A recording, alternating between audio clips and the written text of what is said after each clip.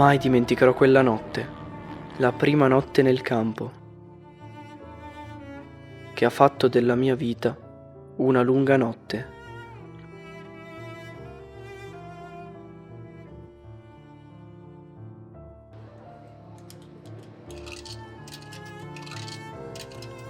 Piegata dal morbo di Pot, malattia di stenti, accetta inesorabile, sulla mia colonna vertebrale.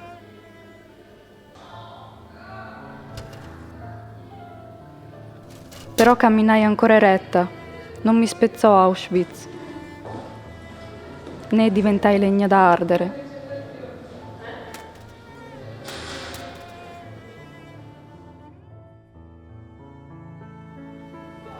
Io non parlo, il mio silenzio è puro e contiene tutto.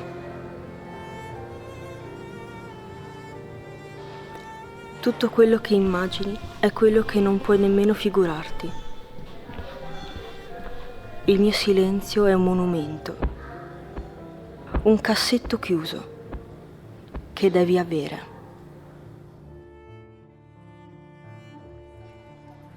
Donna vuol dire che devi stare a casa. Io avevo i capelli lunghi e non mi facevo tenere ferma facilmente.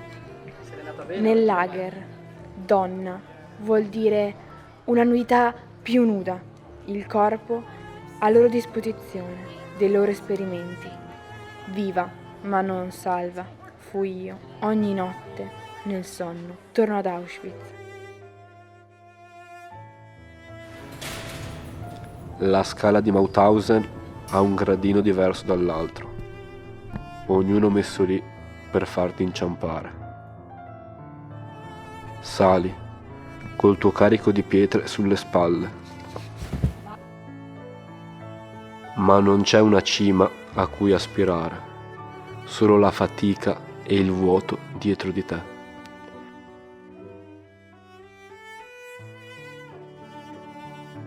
Un giorno riuscii ad alzarmi, dopo aver raccolto tutte le forze.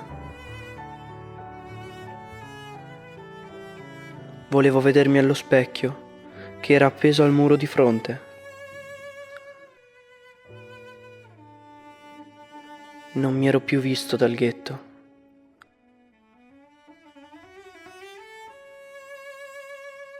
Dal fondo dello specchio un cadavere mi contemplava. Il suo sguardo nei miei occhi non mi lascia più.